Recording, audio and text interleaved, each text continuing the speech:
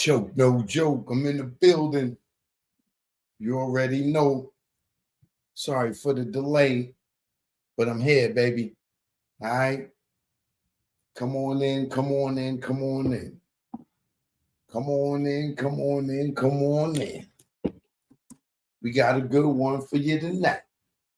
I got a guest in the building. Ooh, yeah. I'm sure some of y'all have already seen the title.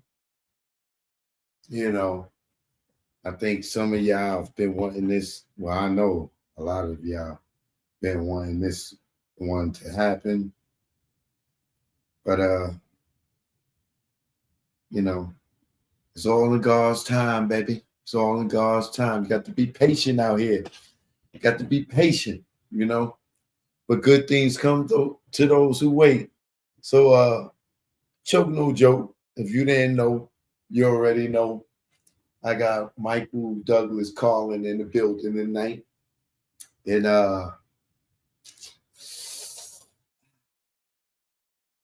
we're gonna have a lot of talk. I may even let some of y'all come on and open the panel up and ask some questions. But some of y'all might know him from the Tupac 187, you know, the docs, YouTube. Most of y'all know him as somebody in the fight to help get justice for Tupac Shakur. That's the most important thing out of all this. You know, forget all the docs and all that. But we're going to talk about all that.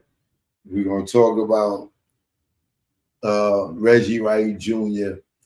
now being implicated officially by the defense in this case. We got a lot to talk about, baby. Choke no joke, you already know. We're about to get the show started. You know how we get it started. Let's do it. Choke no joke. Yeah. It's choke no joke. Choke no joke. Chicken choke no joke. Choke no joke. Niggas choke no joke. Go out to the East Coast, West Coast. Put it up. No palm tree, the trees and the palms of dealers and fiends. Late night roam the streets.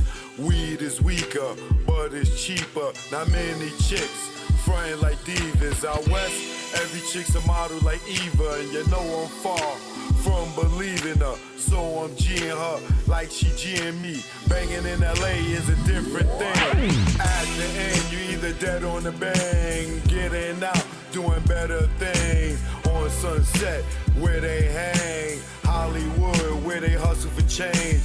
Times Square here, it's the same. No matter where you go, you'll find a lane. On the west, they kick it with cane. On the east, trees the social thing.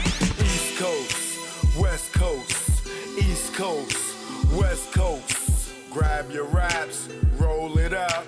If you rap, West Coast, East Coast, West Coast, East Coast, West Coast. Grab your glasses, take a toast. If you rap, East Coast. When I'm on the west and I'm doing my thing, don't offer me coke or your nose I bang. Friends don't offer other deadly things.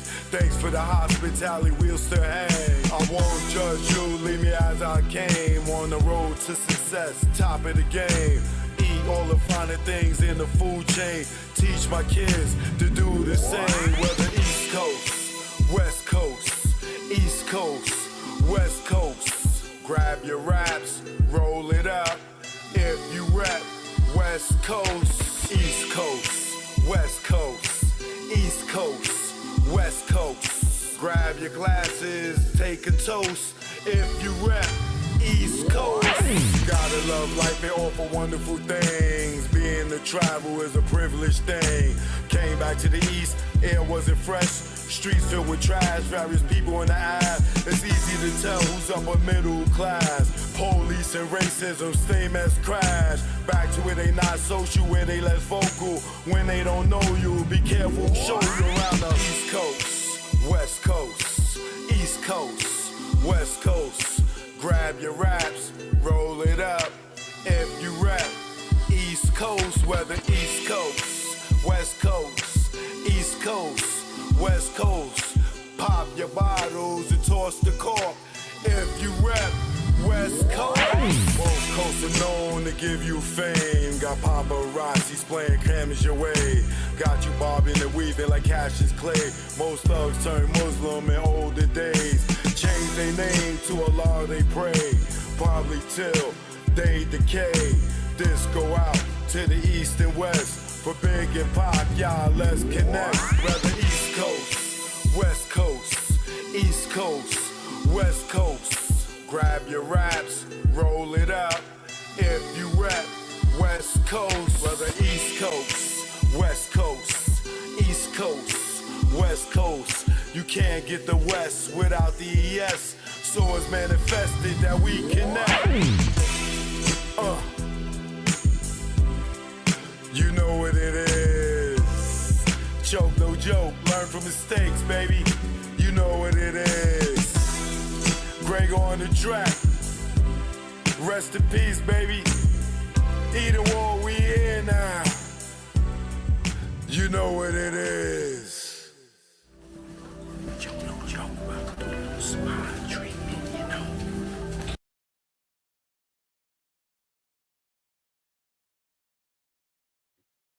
All right, y'all. Shout out everybody in the building.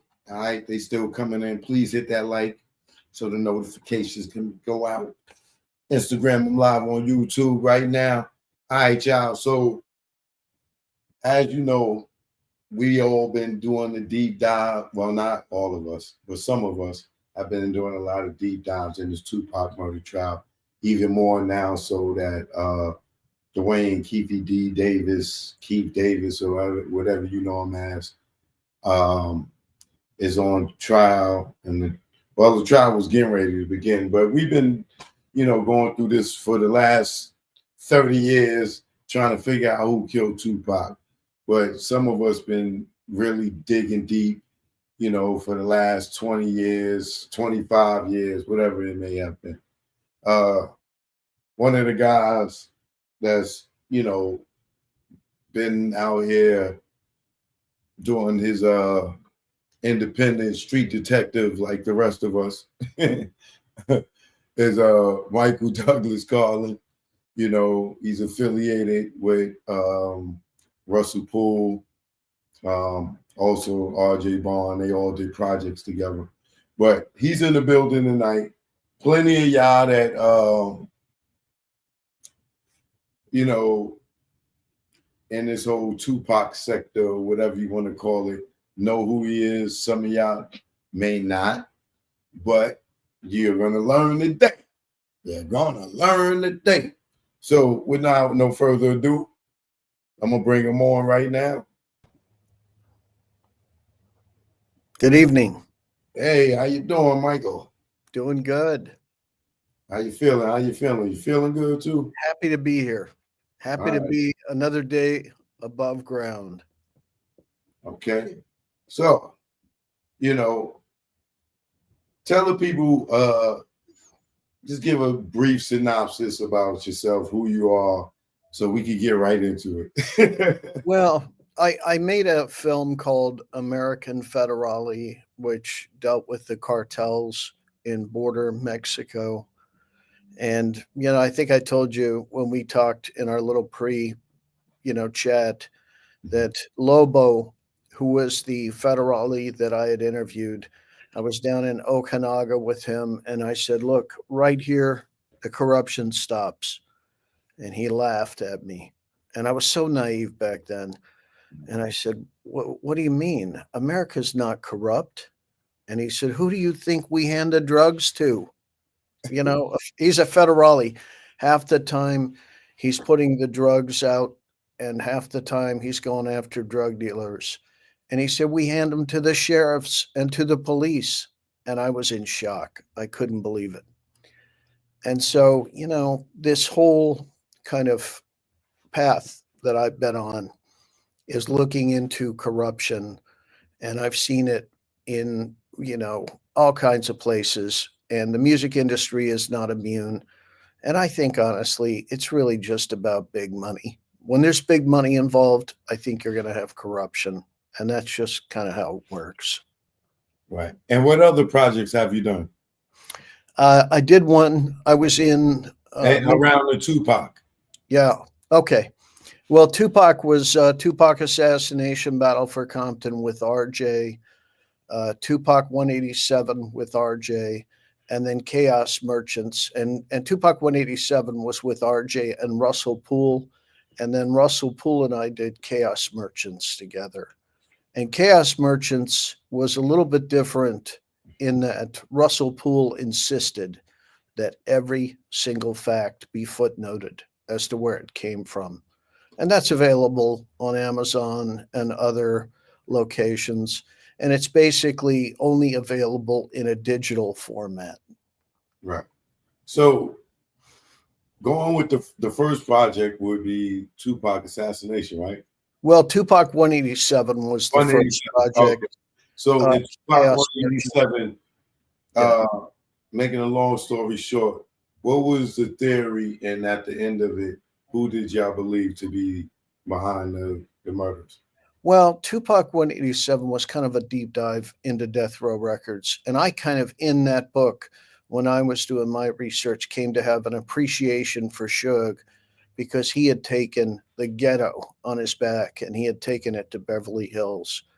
And through the writing of that book, I came to know people like Anthony Brooklier, who at one point was Suge's attorney.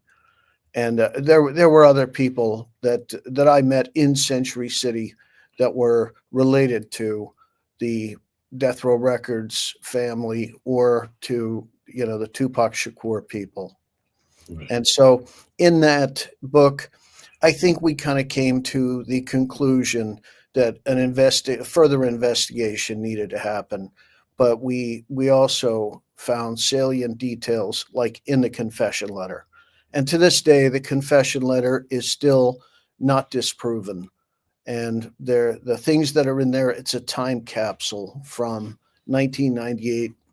And Russell Poole had set up a meeting for me to go meet with Chris Blatchford to have my own separate independent meeting with him and hear the story to corroborate what he had heard from Chris Blatchford, which I did. And Chris Blatchford gave me a copy. Before you go too far. Sure. Explain to people what the confession letter is, because some people may not know what you're talking about. So in 1998, there were people that were being murdered in Compton, affiliates of Death Row Records. And the Patton brothers felt like they were going to be next. So they had somebody scribe a confession letter for them, and they had contact with Chris Blatchford. And Chris Blatchford was a big-time journalist with Fox News. Now, hold on. Who would the Patton brothers be? I know this, but just for the audience. Sure. The Patton brothers were two brothers. One of them was down in Compton, and he was a Piru. And the other one, they were the kids of a drug and alcohol addiction counselor. And they were affiliated with the gangs. And so they were known in Compton. They partied in Compton. They partied with Southside Crips. They partied with the Long Beach Crips. But they were also affiliated with Piru. And they, one of the security people for Death Row had partied with them, and he got murdered. And it was right around that time. Those guys were afraid that they were going to be murdered. So this letter came about. And this letter was really the first document that implicated Reggie Wright Jr. in the Tupac murder. That made him an official suspect. But in 98, Chris Blatchford reached out to Las Vegas PD. They had no interest whatsoever in the confession letter. He reached out to LAPD. They had no interest. So he just put this into his file and waited. And Russell came along in 2013, and then the confession letter surfaced again. And Tupac 187 was really about that confession letter. So what's in the confession letter? So I can share. Do you have a copy of the confession letter? No. I'm happy to share it with you. Yeah, you can if you have it. Okay. So the confession letter basically talks about where Tupac and Suge were going to be. There were going to be 6 barricades. Nobody was going to be able to get out. And that this was Reggie had come to a gang summit in Balboa Park and had asked for permission and what it was going to cost to take out Suge and Tupac. So this confession letter also shows, hey, Suge Knight is a target at this time too, when this happened. And the prevailing thought up to that point, including with Russell Poole had come out and said it in the movie Biggie and Tupac, and he had said that he thought Suge Knight was behind the murder.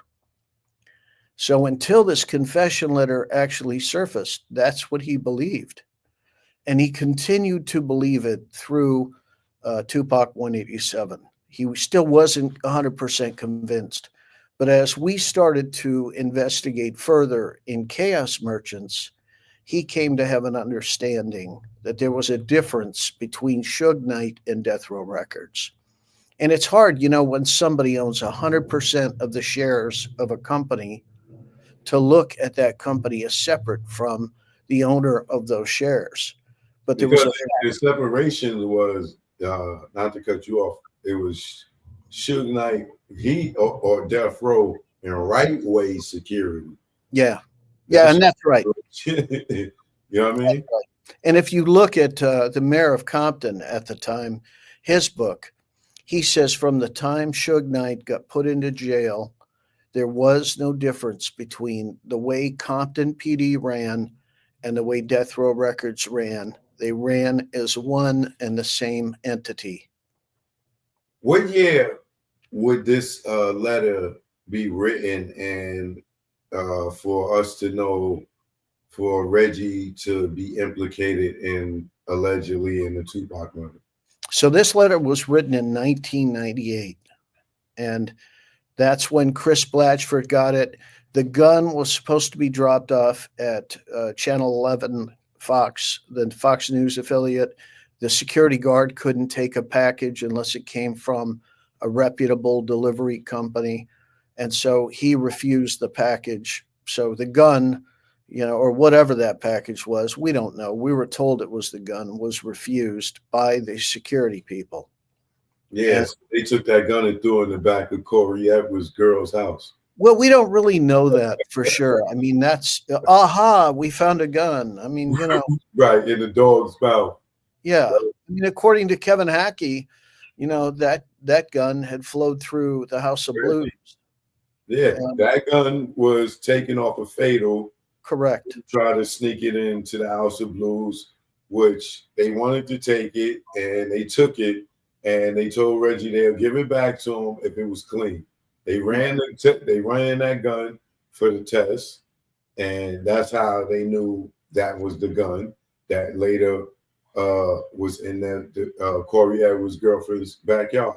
But Hackey knew that Reggie took that gun and gave it to, I think, was it Santa Monica, the police department, or San Bernardino? Santa Monica. Yeah, it was Santa Monica. Yeah, but I can tell you this: after all that stuff happened, I talked to Detective Long in Vegas, and he only had one interest, and that was, where is the gun? So I don't believe that gun that they found in the backyard or any of that stuff is real. I think that's bullshit. Why would Vegas be looking for the gun after that? Right. Well, I think the interesting thing about the gun is the gun got tested because of the incident at the House of Blues. They ran it. It was tested before it was given back to Reggie Wright Jr. Right. But then when it was given back to Reggie Wright Jr., now Reggie, what you got to know, when he lying, something got to be wrong, right? Now he tells 2 stories about the gun, right? In the deposition, he says he don't know what happened with the gun, and he think that he gave it to his father, and his father had put it in Compton PD. Now, how you taking a gun and putting it in evidence in a whole different county, right? But that we know that's BS, right? Yeah. Then his second story is that They threw it in the water in Mexico. Yeah, in the Bahamas. In the Bahamas, yeah. Yeah, he got the gun. Instead of him giving it back to Fatal, he kept it because it was a nice gun. Then he took it and he threw it in. He had a security guard throw the gun in the water, and when they was coming back from Mexico. Why would you take it there to throw it in the water, right? And then this gun appears in the back of Corey Edwards' girlfriend's. Right. And then when Compton PD finds it, allegedly, and they go and test it, and it's the same gun that from Santa Monica, allegedly, according to Hackey, right? And other people. But then they also saying this is the same gun that tested positive for Tupac's murder. Yeah, I don't think it was tested by Compton. I don't think that happened. Because why would Dan Long be asking for the gun if there had been a positive identification and they had actually found the gun? I don't think that gun was the gun. It was a 40 Glock for sure. But yeah. Was it ballistics tested? Did it match? I mean, it would be interesting to actually subpoena. And this is where I say, counsel that's representing Keefe D, they're really not very good. They should be subpoenaing these documents, and we should be looking at them, and we should be verifying what it is, because I don't believe that, why would Dan Long be looking for the gun? He wasn't looking for the gun because it's my recollection, remembers the gun, they tested it. They said Compton said they called Vegas. They gave Vegas the gun. Vegas tested it and said that's not the gun. Yeah. Okay. Yeah. And I don't know if I got that from Robin Ladd, do an interview he did on it's one of these interviews I seen with one of the Compton PD telling that story. Well, it's interesting to go down into Compton and to talk about the Compton PD to people who live in Compton. I ran a congressional campaign. I had 125 kids that worked for me that were out knocking doors and making phone calls, and they were from Watts and Compton. And they all had their stories about the Compton PD, and none of those guys are like officer friendly, let's call it. They are knee deep in the corruption, all of them. Frederick Reynolds, Reggie Wright Sr., Reggie Wright Jr., all of them are knee deep in this stuff. And it was better to get money to do things than to do investigations. In the Bobby Finch murder, there was no investigation, none. I mean, and I talked to the people up and down the street. I talked to people that knew Bobby Finch, and no investigation done. But yet, when you look at the affidavit, they said Bobby Finch was in the car in the affidavit to get the search warrant to search all the Crips and Bloods in the aftermath of the Tupac murder. Mm-hmm. So, and Bobby Finch wasn't in Las Vegas, and they put him in the car. They said he was in the car. How do you feel about Reggie being privy to the information to be able to call his father within an hour to tell him that it was Southside Crips that shot Tupac and Suge? Yeah, I mean, he called up to his hotel room. I mean, I believe that Reggie Sr. was in Las Vegas that night.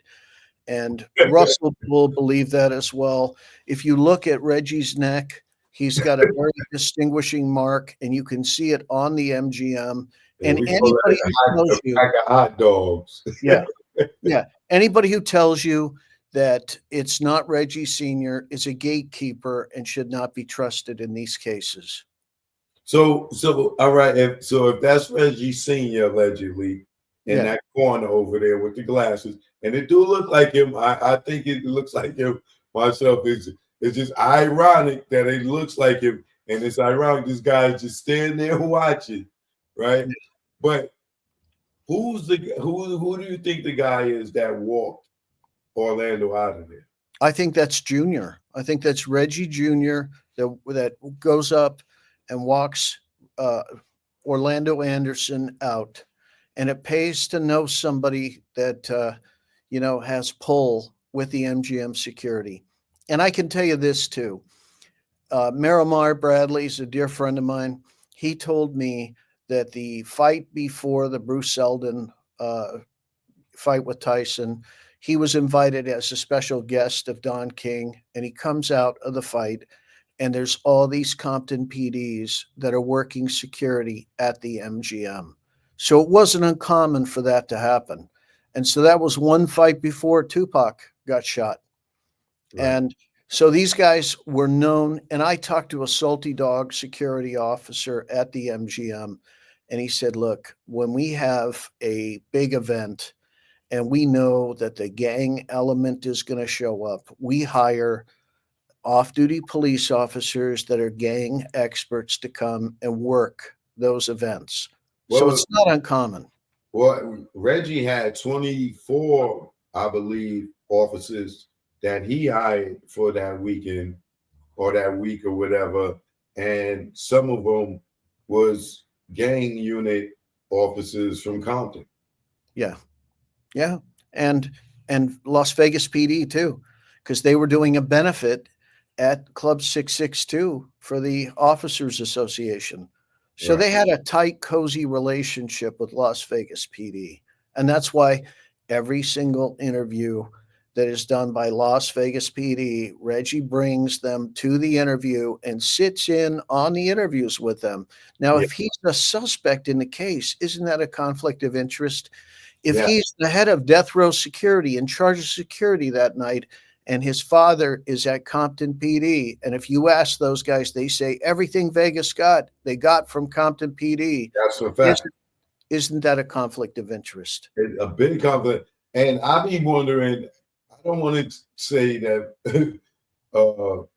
Las Vegas Metro Police Department, they homicide division is naive or ignorant or so, but it's like, how are y'all using this guy to help y'all try to lock up somebody and not knowing, like, don't y'all know that he was a suspect or is a suspect, right? Just like Bobby Vlad, Robert Ladd. Yeah. He did an interview on Vlad. Yeah. And he talks about how Russell Poole had Reggie as a suspect. And when Greg Caden came onto the case, Reggie was a suspect. And Greg Caden never followed it up. Well, worse than that, Greg Kading gave him immunity for the Biggie murder. Yeah, he did. And so see, he said that, and then he tried to retract it and act like he didn't get it. But I know he, in my heart, that he got it because he's too arrogant and cocky when it comes to the Biggie case. Oh yeah, absolutely. And he's an official suspect in the Biggie case, 100%. And either, in my opinion, Greg Caden, job was to just make it so that no police were involved. That's why they put him on the case. Or he's just a dumb fish, and Reggie spun him around, and he has no street smarts. And I'm not to disrespect him, but he got to feel stupid as a mother effer right now, looking and realizing he had the man all along, allegedly. Yeah. Well, and it's crazy if you think about that night. Okay, if Reggie was supposed to keep Suge and Tupac safe, then it was a total screw up, or if we can say it, a total fuck up on his part, right? But if he was supposed to kill them, well, they weren't dead. Tupac was expected to live. So if he was supposed to kill him that night, then it was a total fuck up. One way or the other, Reggie looks like an absolute idiot after that shooting happens. Suge won't use him as security. Suge's rolling with his own guys that he has, and he's reaching out for security. And Bobby Finch worked security at music events, on film sets. And Bobby Finch was known as somebody it was a one-punch guy who could knock people out. He was a punch-out artist.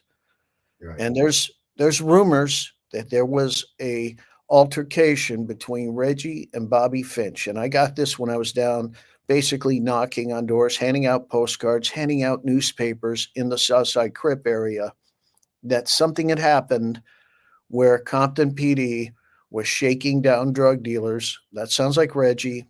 And it was either with Eric Paradin, who went to the DA's office, or it was with Burrell. Those were the two patrol partners of Reggie Wright Jr.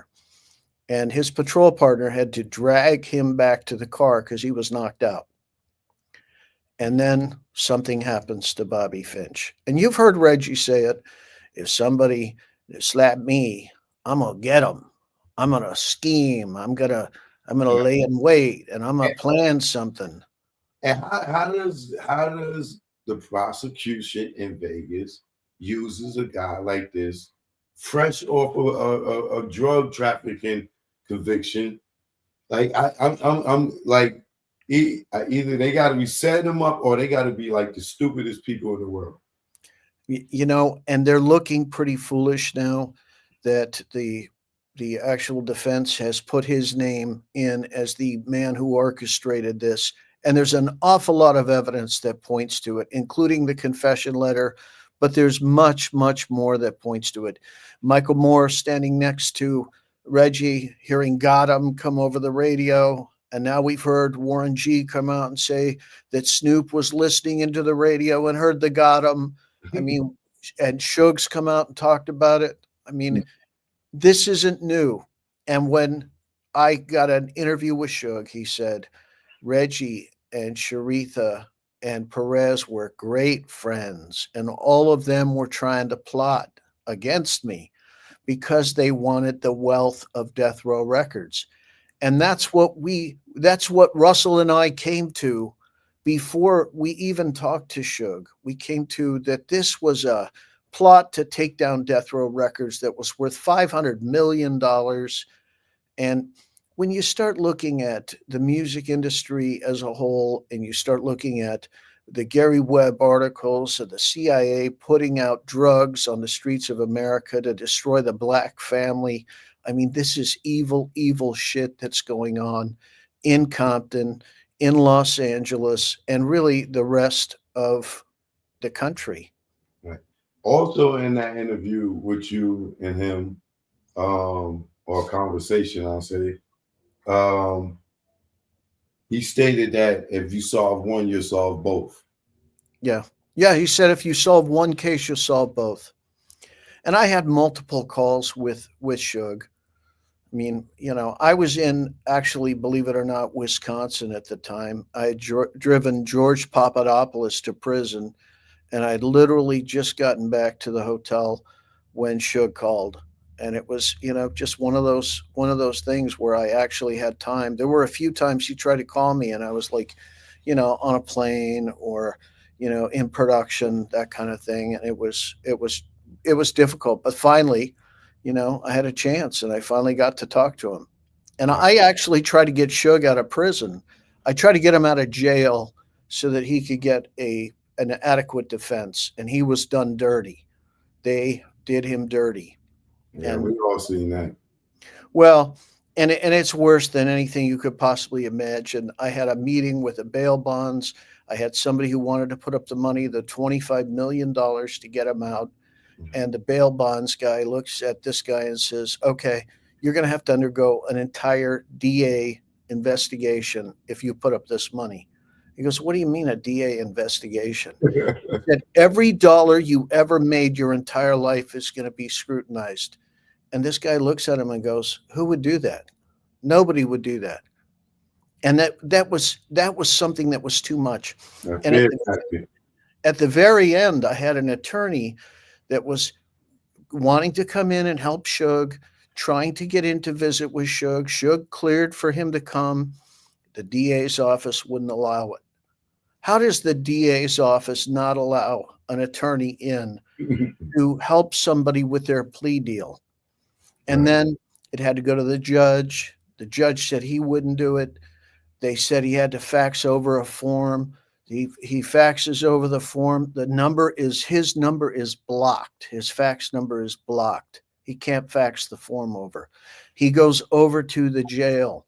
The sheriffs at the jail say, hey, we can't let you see him. He gets the runaround. He goes back to all three of them several times, and they're told, hey, we're just not going to allow Suge to have counsel. Yeah, Who now you gets wind it up with a legal aid. Yeah, and I'm a witness to that. I was and look, here's the thing. When Reggie gets arrested and he needs legal counsel, I will help him get an attorney too, because I thoroughly believe that everybody that's in this country deserves a fair trial, deserves adequate representation. And when you go to help Reggie, I'm gonna snatch your phone and throw it across the street. Well, but the point about it is I think, there's enough evidence for a thorough investigation, and the Right. thorough investigation will yield more evidence. All right. And So real quick, so yeah, moving on. So the next project after 187 was what? The was assassination? Chaos Merchants. And Chaos Chaos Merchant. Merchants is basically going through all of the files that Russell had, all the files that we could get from people like Sergio Robledo, and compiling those and making sure that every fact was footnoted. So if you want to see like what the shooting was like, there's a section in there with the shooting. You can see what the driver it looks like. You can see the girls, what their statement is. The fact that there were two guns, there was somebody shooting over the top of the Cadillac at the same time somebody was shooting from the Cadillac. And it's eyewitness accounts. So At let's talk about that real quick, Yeah, right? yeah. So talk about what the girls say they saw. Well, and not every girl says they saw the same thing, because some of them ducked. When Right. shots rang Yeah, out, they 'cause were I have one of the statement that they gave the night of. yeah, But yeah, go. yeah. Well, one of them says that there was a second gun that was firing over the top of the car. And so that puts a second gun there. And that kind of, we've been hearing, okay, it was a 40 Glock. We heard that from Frank Alexander. And we also heard from Suge that he has a 45 in his skull. If you look at the confession letter, Little Half Dead was supposed to take out Tupac. And he had some kind of a beef where he hated Tupac. And so if you listen to Gaddafi says it was like an act of jealousy, and it looked like it was deliberate in his aim to get Tupac. And then if you look at the confession letter, it says that, the shooter that shoots over the top gets off 2 rounds and the driver's gun jams. And so, it does kind of line up. And Russell really felt like we had enough to reopen these cases, and we started having secret meetings with Dave Demersion at the DA's office. And so Russell and I would go to hang out socially, listen to music, drink a few beers, and Dave Demersion on his music break would come over and sit with us. And we had traction with Dave Demersion. When he read Tupac 187, he goes, I'm just not quite feeling it. So when we put together the Tupac murder facts and we gave those to Dave Demersion, which eventually evolved into Chaos Merchants, he said, hey, I'm kind of feeling this case now. I feel like we might be able to get some traction. He said, I need a homicide investigator. And Russell had gone to LAPD. The confession letter somehow got leaked to LAPD, and that's a whole other story. But anyway, so we So couldn't go where the Patton brothers today? What's that? Where are the Patton brothers today? Not sure. I know that, one of them was living, while I was on that campaign, I had one of the guys come over and tell me that Danny Patton was his neighbor and that he just moved. And so that was somewhere in Lakewood area, or, it was somewhere in that campaign. They still alive. Yeah. Oh yeah. They're still around. And Oh. the one thing RJ did, which I thought was really brilliant, Greg Kading tried to derail the confession letter. So he did an interview with Little Half Dead and the Patton brothers. And RJ hired one of those lie detector chicks that came in, just super brilliant. And I haven't seen that video up anymore, but that video is compelling because you can see like tapping that's going on while they're talking. And she goes, "That's a tell that they're lying. That's a tell that they're involved." And she goes through all their testimony, and it's pretty compelling. And I don't think it's been disproven that these guys weren't in Vegas and that they weren't involved. And this all happened with a gentleman by the name of Robert Soria, who had been a confidential informant of Chris Blatchford previously.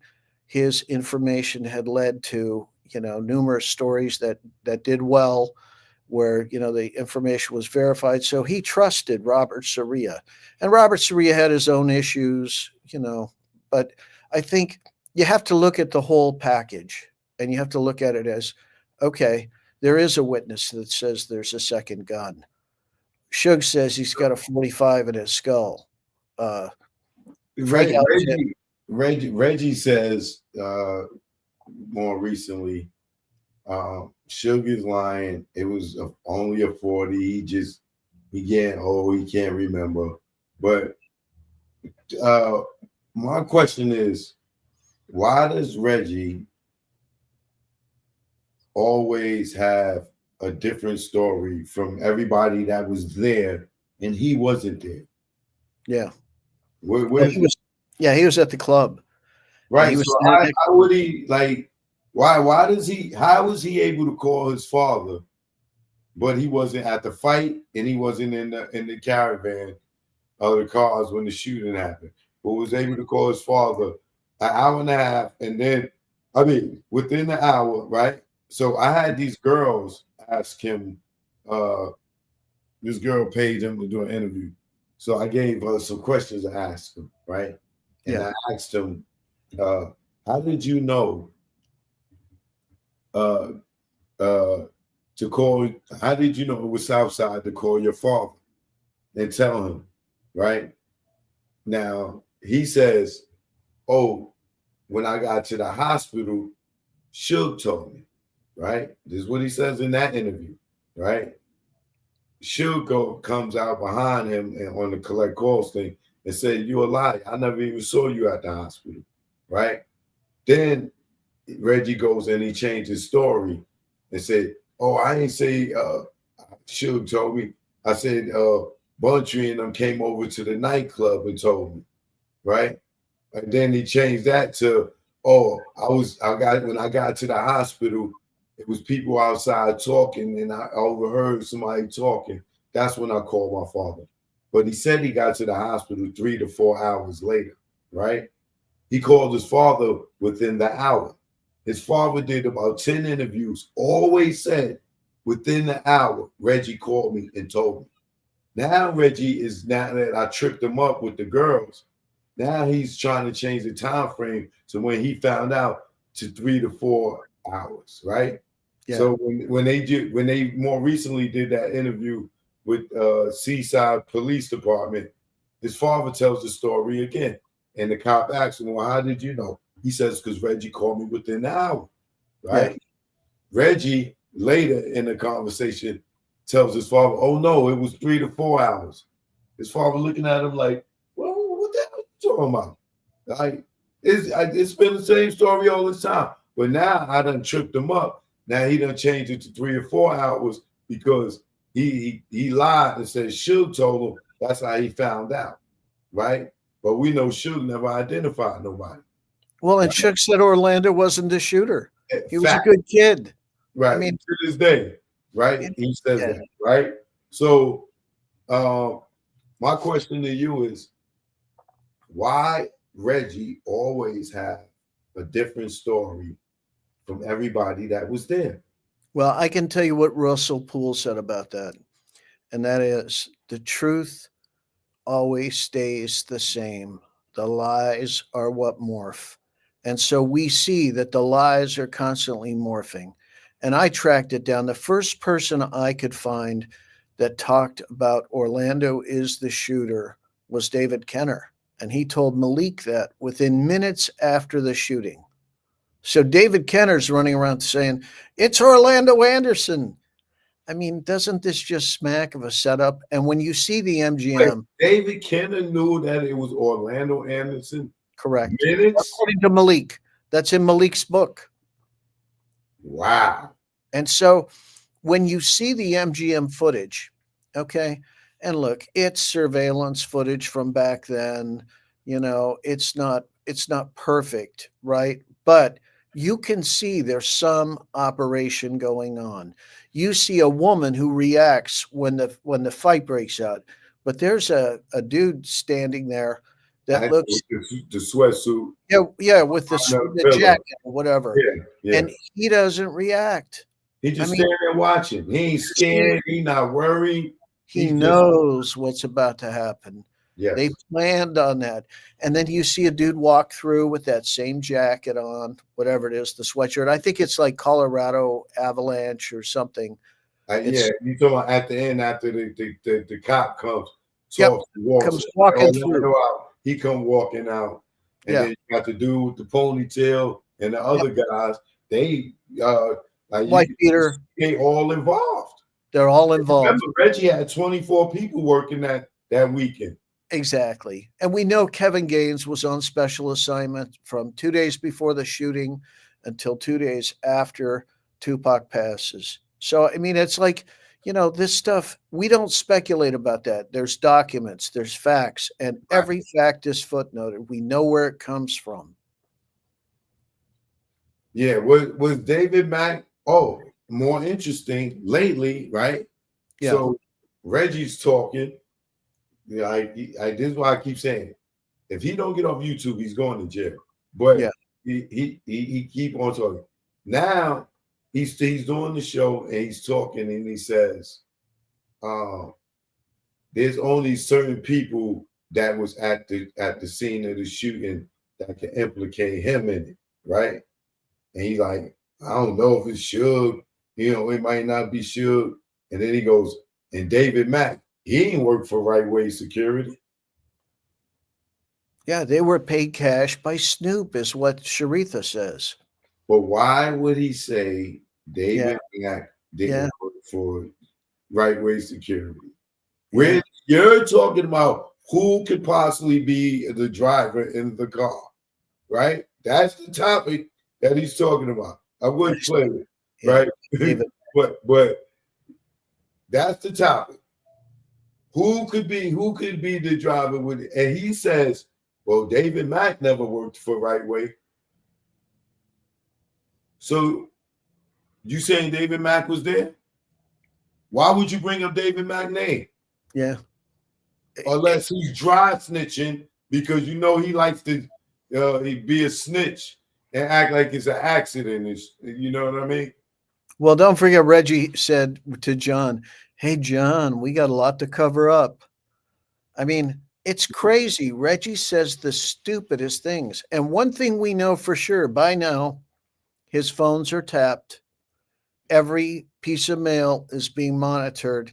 Every meeting he has with anybody likely surveilled. People are being sent in wearing a wire. Reggie is under a microscope right now, 100%. Right. And his phones probably have been monitored for quite some time. All those YouTube videos, they've already been downloaded, every single one of them. They're all being looked at. They got analysts looking through all that because that's all evidence now. Right. And he's told on himself 10 times over in those videos. I got gang of them saved. Every time he changed the story or something else. Just like, first of all, how are you the head of security, right? Yeah. Your the label that hired you to do security, you don't have none of the police on them. You just got Frank on them, right? Everybody else is Suge's friends. They're not security.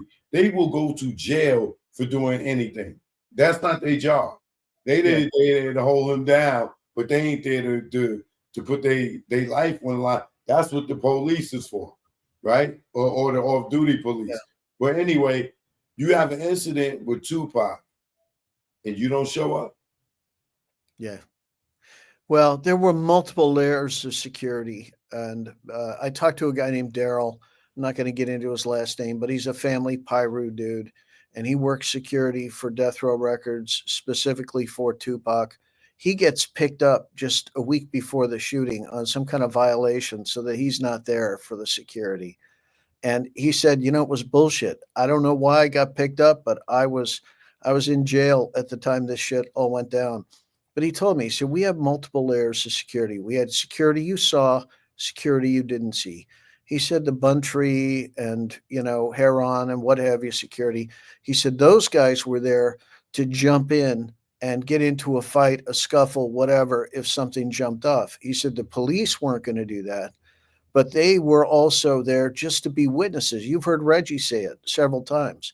They Yeah, they were good good witnesses. witnesses. They're going to be witnesses. And Right. so they're going to go over and talk to the police and try and make sure nothing, actually gets filed. The report could be managed. So they're in damage control. That's the kind of security they are. And guys like Frank Alexander and Michael Moore, they had their guns and they were there to shoot back. Right. Right. So multiple layers of security at death row. So what project did you have after KS Merchant? Well, that's when we did Battle for Compton, and I think we did some pretty good work on Battle for Compton. And we started with the overall theme of Battle for Compton was about just the corruption that was going on at the sheriffs, at Compton PD. I found a copy down in Compton of the Compton Police Corruption Report, which was a 96-page report, and that showed that Keefe D and Reggie were in the drug game together because Reggie's number was found in Keefe D's payo book. And What so, year is that? what year was the Compton Police Corruption Report? I When think that Reggie and them had there drug was a dealers. yeah. So from like 96 to about 2000, the Compton police were just about as dirty as they could be. And they finally got shut down in 2000. And it was a city council meeting that shut them down. And it was a final vote. And there was a true case of mistaken identity because there was a guy, whatever, a couple nights before the city council vote that leaves Linwood School District and he gets shot on the 91 freeway and he looks exactly like Omar Bradley. And you have Reggie Wright Sr. call up Omar after the shooting happened and say, "Hey, I'm just checking on you." And he goes, "What do you mean checking on me?" "Oh, I'll call you back." He wanted to see if they'd actually killed Omar. And that would have stopped the vote to shut down the corrupt Compton police if Omar had been killed that night. Wow. And yeah, I mean this stuff goes deep, and we're talking about hundreds of murders. I mean, I don't remember the exact numbers, but when they turn over to the sheriffs, there's like 251 murder files that have been purged. They don't get turned over to the sheriffs. The murders are open, but there are no files. And there was a shredding party at Compton PD, and who was in charge of homicide? It was Reggie Sr. So his responsibility was to solve those murders, but he wasn't doing any investigating. They were so busy doing the corruption and making this side money and running Death Row Records. Because don't forget, while Suge's in prison, Reggie's running the show. And it's really no difference between Death Row Records and the Compton PD. They run as one and the same entity. And Compton PD has 6 police helicopters at the time. What does a city the size of Compton need 6 police helicopters for? To move dope. That's what they were doing. I mean, the whole enterprise was a drug trafficking, money laundering out the back door and music out the front door. Yeah, because then they raid the label at one point. Oh, yeah. Yeah, but there were always pre-raids. Don't forget, Reggie Sr., Reggie Jr. in the Compton Police Corruption Report always wanted to know beforehand where the raids were going to happen and they went and did a pre-raid and decided what was going to be found the next day in the raid. And that was also, if you look at Ronan Rowe's book, he talks about that, how these guys always wanted to know where the raids were going to happen before so that they could do their pre-raid. So there's multiple sources on this stuff. Right. So, okay, so that project, at Yeah. the end of it, what was the theory? Well, I think the theory was that there was a cover up. There was a police helicopter that actually got sold to Las Vegas for $1. And so it was like Compton was paying off the police in Las Vegas not to solve this crime. It was a payoff for the Tupac murder. And so that was kind of the, where that left off. But I can tell you this, rather than go forward with this, let's go backwards, because how did the thieves get into the record label? The thieves got in their record label by stealing the evidence out of the evidence locker in the Snoop murder trial. Malik was implicated in the murder, and he's the one that really took the heat for it. But Snoop had a gun in his hand. There were Right. 2 guns, there were shell casings, there were shells, there were bloody clothing, and all of that was stolen from the evidence locker. And who had evidence access? Kevin Gaines had evidence access. Rafael Perez gets hemmed up, and he was hemmed up in stealing cocaine out of the evidence lockers. David Mack was hemmed up in a bank robbery where he stole $726,000, got to keep the money, didn't have to turn in anybody that was involved with him, and got a sweetheart deal, did some time, did a percentage of what he was sentenced to, and got out. And so the thieves were inside the record label. And I think they looked around and said, hey, let's just take down this record label. Kevin Gaines, one of their running buddies, was dating Sharitha, and they were like, hey, we could just take this whole thing over. All we got to do is kill Suge. We can do that. And so they plotted with Reggie for this murder. That's what it looks like. They're official suspects in the Biggie murder. And you solve one, you solve them both. That's right. That's what it was said. That's what I believe. Yeah. And I believe that too. And I to this day, I think Suge got a raw deal. This thing that happened with Terry Carter, it should have never happened. Yeah. Rest in peace, Terry Carter. I've heard great things about him down in Compton, but he didn't get a defense. They crammed him down, made him take this plea deal. He didn't get effective counsel. And that's why I kind of look at Keefe D and say the same thing is happening to him. He's getting railroaded, but they got a year to figure it out. Hopefully they do figure it out. I think, in my opinion, Reggie coached him into going on these platforms. Oh yeah, Story, because you Keefe can make D's money. story was when they asked him in '98 who killed Tupac, he said the dirty death row cops. Yeah. That was But his first story.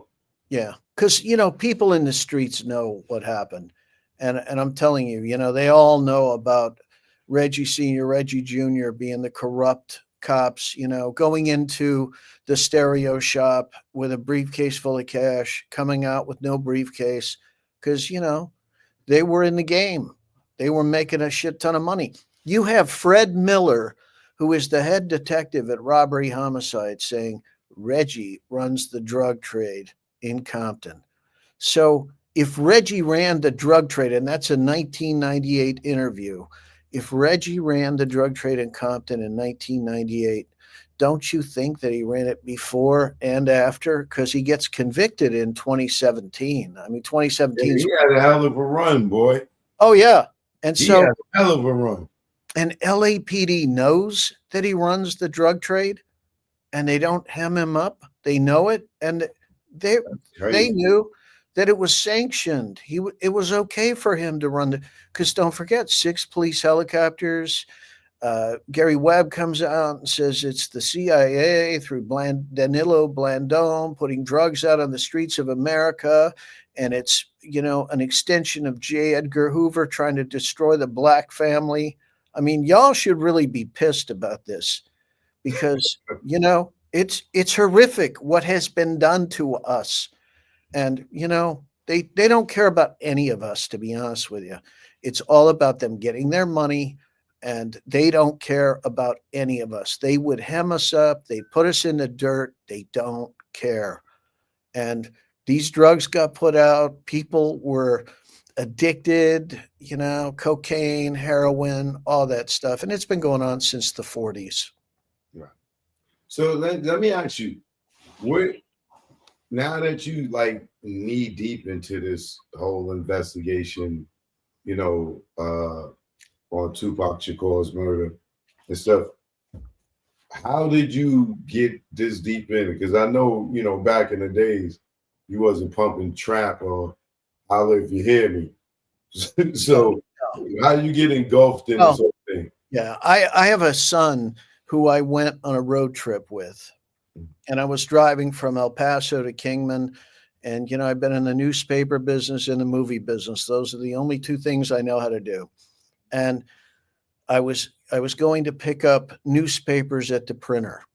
And all of a sudden, about an hour in, he looks at me and he goes, "Dad, I'm not listening to your bullshit rock and roll."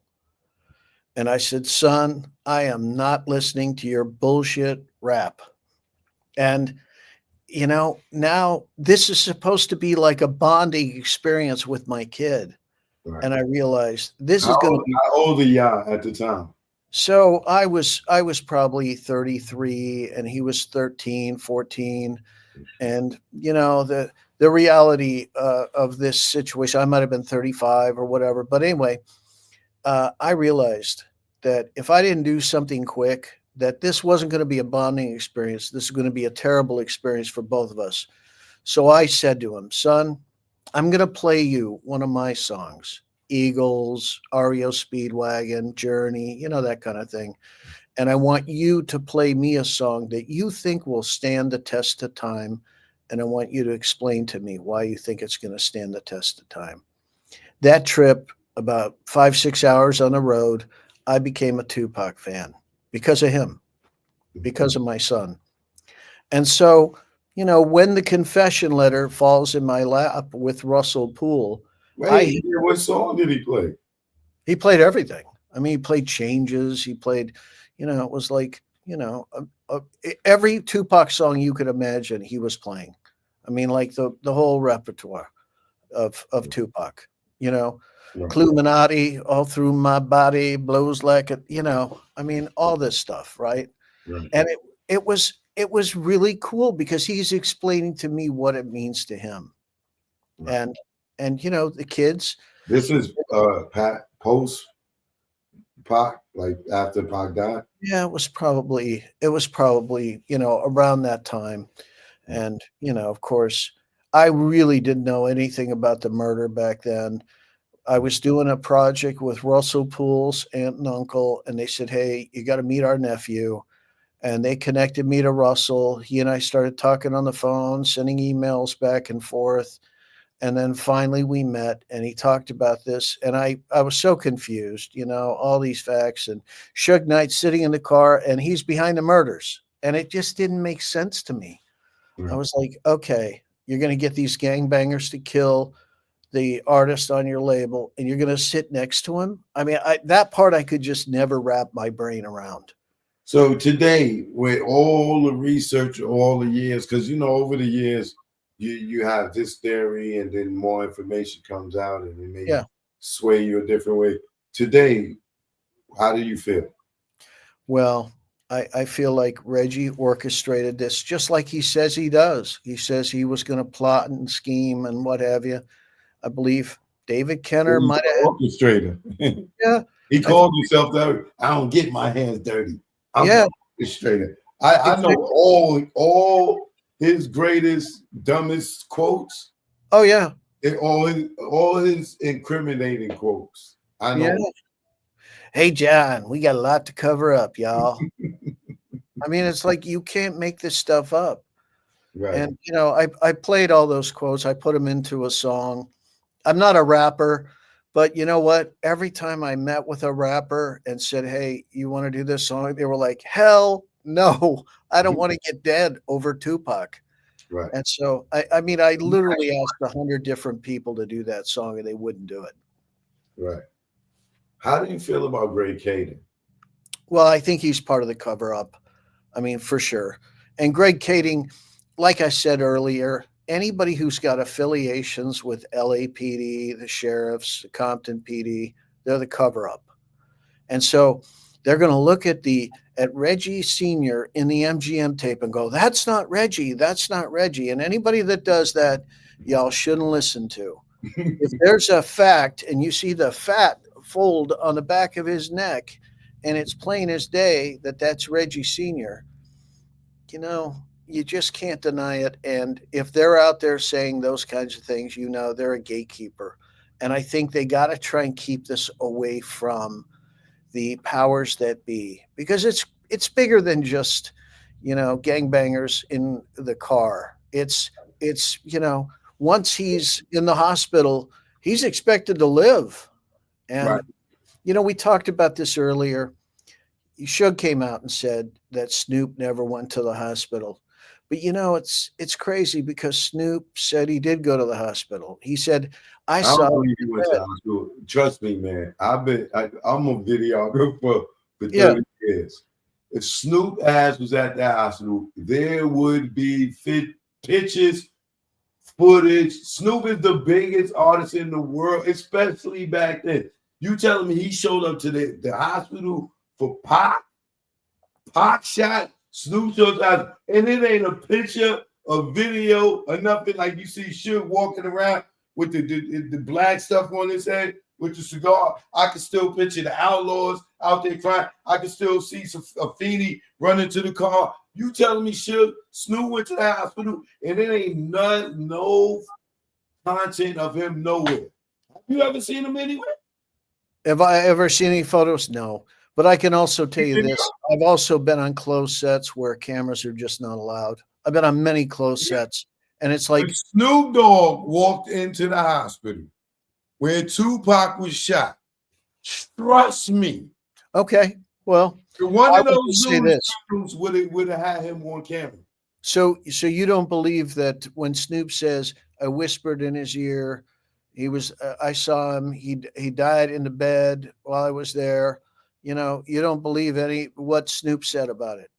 I don't know unless Bo Preem, who was at the hospital, or somebody that was at the hospital say they saw Snoop there, then I will believe it. But you're not going to tell me Snoop was at that hospital and the highlight of the shooting, the way the media was out there, and nobody caught him on camera. Yeah. Snoop, Look, I've seen people go into private entrances. Westfield in Century City, there's a private entrance for celebrities to come in. They get hustled in. Nobody can take pictures of them unless it's something that they want. They're not going to, and they can go on full shopping tours at Westfield. Snoop went there by himself. What do you mean? Well, I don't think he went there by himself because Billy Garland says that he went there with 4 LAPD cops. Snoop did. Yeah, that's what Billy Garland says. And look, I don't know. Why would he have 4 LAPD in Vegas? Kevin Gaines, David Mack. Yeah, I mean, Yeah, it's suspect as hell. But I'll just say this, you've got a platform. This is one of those great things. If anybody out there has a photo of Snoop at the hospital, please send it to Choke No Joke. Okay? No joke. Please, Email. please send it off to him. Yeah, And please. why not? Why not get the crowd out there looking for these photos if they exist? But I do know It's been 30 years. That photo would have came up a long time ago. But I can also tell you, I grew up in Hollywood. My father was, a semi-famous gaffer in Hollywood. and my grandfather was a Teamster. So I've been on hundreds and hundreds of sets. And when it's a closed set, nobody brings a camera. And if But and if there was, that's a public hospital. yeah, but I'm saying, if he was gonna duck in to see him, and it was arranged, they could do it through security. He comes through security, gets to see him, and he gets to slip back out, and it's not going to be a big public thing. So, but I don't know. I'm not saying that happened, but I'm not saying it didn't. Have you ever heard a Feeney didn't die when Tupac died, right? No, So no. you ever heard her say Snoop came to the hospital? Yeah, you know what? I know Billy Garland said that. I know she was there when they pulled the plug, Right. and I heard that she was with Snoop. Maybe he did that. Yeah. It's just, for me, it's just shocking that there's no content on that. Well, I take Snoop at his word. He said he was the last one to see him alive. That's what he said. So I don't know. He was the last one to see him alive. That's what he said. I mean, I didn't say that. It's not me making it up. It's him. He's given interviews where he talked about it. No, I know this. Trust me, I know you're not saying this. Yeah. Look. Let's logically, common sense think about this, right? Yeah. If Feeney decides that she's gonna pull the plug, yeah, and she's gonna let Snoop be the last person to be with. Well, but that's not really how it happened. I mean, Snoop shows up and Pac's going to get better and he's going to be fine. And then he takes a turn for the worst. So that's how it happened. You trying to insinuate that Snoop went in there and wrapped it tied up the IV or something? No, I don't think Snoop did that. I think, you show up at a place like that, a celebrity shows up and everybody goes one way to be with the celebrity, and that leaves Tupac alone by himself, and he takes a turn for the worst, and he has 3 cardiac arrests, and a Feeney goes in and says, hey, let's pull the plug. I mean, it could have happened. And I can tell you this, no doctor with the litigious society of doctors and lawyers and celebrities is going to come out and say Tupac is expected to live unless Tupac was really expected to live. They were making plans for his rehabilitation.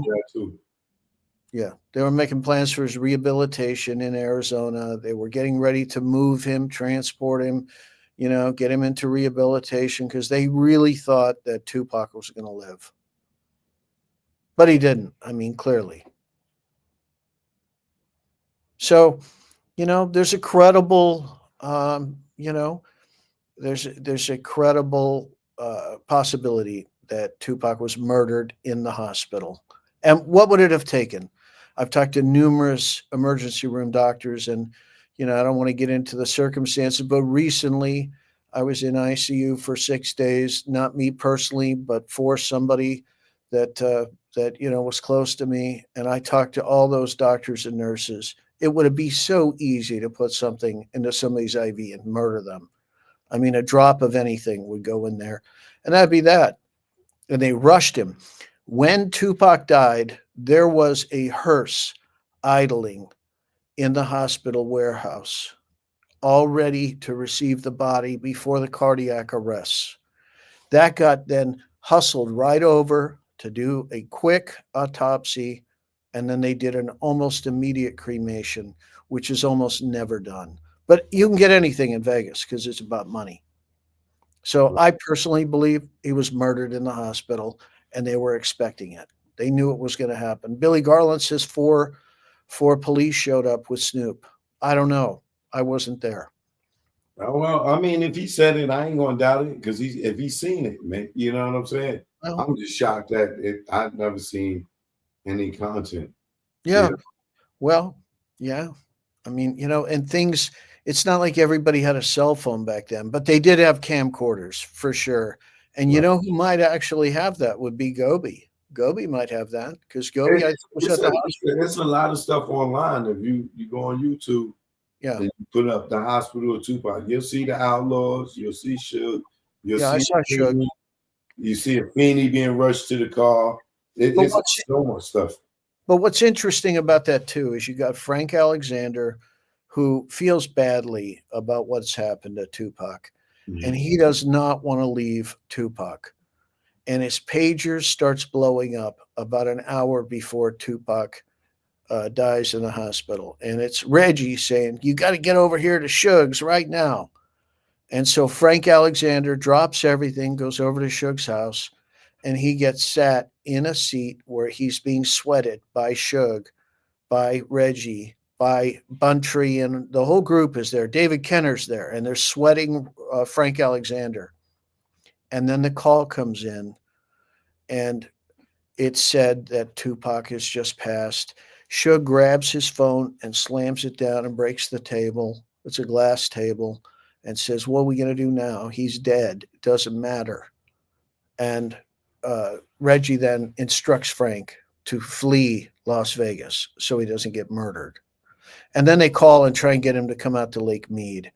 And he's not going to go out to Lake Mead. Yeah, with so he these throwing guys. his ass off the boat and it was an accident. So wait a minute. Why did we have to get Frank Alexander away from Tupac? Why is there a hearse idling in the warehouse ready to transport the body? And why is there a photo that's leaked of this rushed autopsy that happens? Why is the autopsy that we have, why is it so rife with disinformation about his weight, his all that stuff that's on there is wrong about his autopsy. Why was Reggie more worried about the club than the The artist? the two greatest, the greatest record producer that ever lived and the greatest And then rap. you take Michael Moore, you put him on the cash register, and he Yeah. just was in Milan and New York with Tupac. Oh, yeah. Now you want him to watch the cash register? Oh yeah. And Come on, you man. got to keep him close to you because he's got a gun. Yeah, We got to collect the guns. The guns can't be there because we don't want somebody getting shot up. And that's part of probably, what he had to promise the powers that be in Vegas. You don't get to shoot somebody on the strip unless you got a permission to shoot him on the strip. I mean, Vegas is a controlled place. Suge said it. There's cameras on every street corner in Vegas. Right. Where's that video? How come that video is not being subpoenaed by the defense? How come the video of Orlando, because they had cleared Orlando as a suspect, is not being subpoenaed by the defense? Right. Because they don't really want to do a trial. You know how it works with the trial attorneys? Okay, you're going to do this thing. You're going to throw this case, and we're going to take care of you down the road. They do case trading. And so I don't think he has effective counsel. He's got bad advisors. Who knows who the advisors are? Who knows who this investigator is? But there were cameras, and that video was collected. And Russell Poole told me, hey, they had video on Orlando. They knew he was not the shooter. They knew it. Yeah. And so if Orlando's not the shooter, then you got to let Keefe D go. I mean, I headed the gun to Orlando. And, I talked to people. I talked to people in Compton. I said, hey, I read the book and it was like Cases of Cristal, Cases of Dom Perry. I said, come on, this guy's total fucking bullshit. No. What do you mean? I said, Cases of Cristal. I mean, Dom Perry. It's like $280 a bottle now. I mean, so back then that wasn't nothing. But cases. And they said, no, man, he rolled with this kind of money. He was a big time drug dealer. Bro. Man, listen, in the 80s and the 90s, the money that was flowing through our neighborhoods, you wouldn't believe it, bro. Well, and guess what? Here we are this many years later, right? And how much time did Keefe D really do? He did some time, but for the amount of drug trafficking that guy did, he almost did no time. So he must have been part of the in crowd. That's because he was an informant. Yeah, and he worked with Reggie. And at some point, that relationship went sour, and then Reggie tried to hem him up in this case. Yeah. And that's going to be Reggie's undoing, is being hemmed up And you know what? What does Keefe D know about Reggie? What could he, he's on trial for his life. He There's statute of limitations on all that drug trafficking, money laundering stuff. So Reggie can't be hemmed up with that. Right. But Keefe D could just say, hey, this is who he was. My girlfriend became his wife, all that crazy stuff that we hear about this and all those crazy murders that happened in the aftermath. And they all kind of point in some ways to Reggie. And it's like rumors. Vince Buchanan gets picked up right at Piru and Central. Do you think somebody gets picked up in daylight at Piru and Central and you don't know who picked them up? I mean, daylight, Piru and Central. Those neighbors are looking out the window. They got, they got the alarm system, the Doberman Pinscher and Rottweiler and what have you, alarm systems. Right. They're going to be looking out. They're going to see, oh, it's the cops, and they're picking up Vince Buchanan, and he's found at the cemetery. You got Buntry, and you get Chuck Phillips to play with the timeline. But then isn't that the same guy that they found Reggie handcuffs on him when they killed him? The guy that was Vince Buchanan. Yeah, allegedly. Yeah, allegedly. It's and look, these rumors. You can't allegedly Reggie killed him, right? You can't be rumored to be involved in Vince Buchanan, Buntry, Heron. We just go on and on and on. You can't be rumored to be involved in all these things, and not some of it's true. I mean, right. Bobby Finch, he was rumored to be involved in Bobby Finch. The Kevin Hackey, when he's doing his interview with Fred Miller and Russell Poole, he says 1 or 2 minutes after, he's on the phone with Reggie saying, hey, Bobby Finch just got smoked. He goes, oh, Kevin, I already know about that. Yeah, don't tell Suge. Yeah, he says, don't tell Suge. Yep. How do you know about that? How do you know about that? He goes, yeah, man, I already know about that. Word travels fast. He goes, I just heard about it from the dispatcher.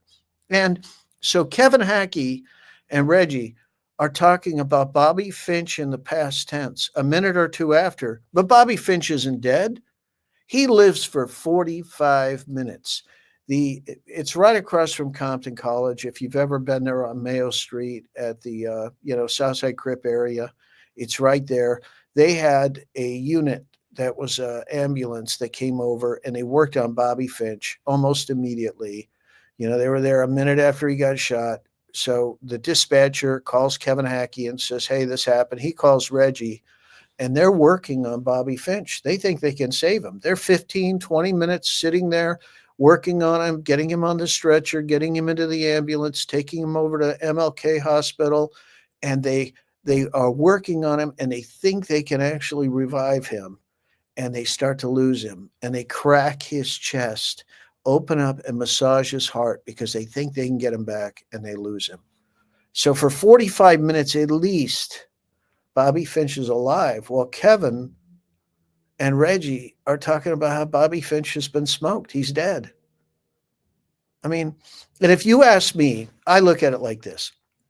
You got this total fuck up that happens in Vegas.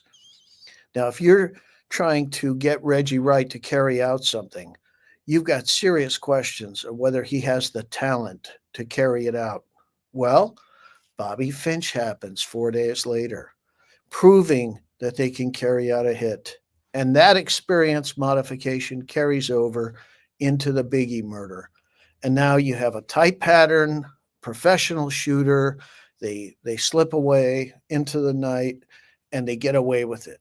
I mean, basically, that's what it is. And you got Rafael Perez over there kicking the shell casing. He's in his uniform.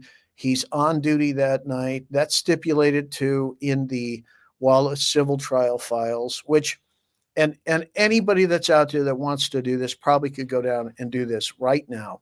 You can go down to the federal court. You can order up all the Biggie Smalls case files. It's 2 pallets of stuff. And you can sit there with a scanner downstairs at the courthouse and you can scan every document in, because that's exactly what I did. I did that exact thing. It cost me $2,000 to do it. But I have all the Wallace civil trial documents, and all of you all could get them too.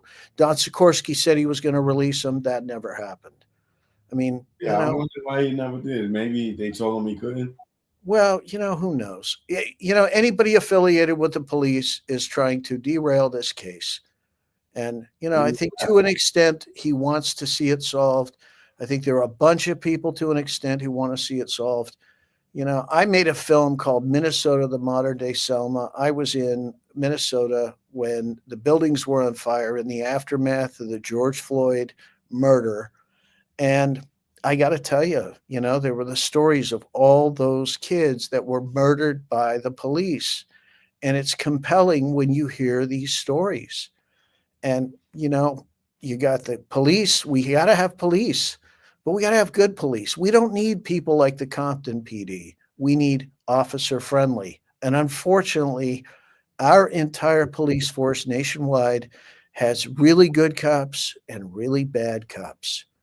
And we got to ferret out the bad cops. And I've been about that my whole life, whether it was the federale over in Mexico, whether it was the George Floyd thing, that cop, Derek Chauvin, did not need to have his knee on George Floyd. That whole thing was reprehensible to me. And, that goes on in our neighborhoods. Oh, it does. It 10 does. times, not once a day, 10 times a day. And the worst cops are the ones like Reggie Sr. and Reggie Jr. I mean, honestly, they're running drugs. They're, and we're talking about a convicted drug trafficker, money launderer with Reggie Jr. Like a federally convicted. Yeah, and federally convicted. To be sitting up on the goddamn seaside panel talking to rookie cops. And wait a minute, why do they let him come talk there? It's like, honestly, it's because they got their own corruption inside that department. And there's a certain element that just wants to turn a blind eye to all of the malfeasance that happened at Compton PD.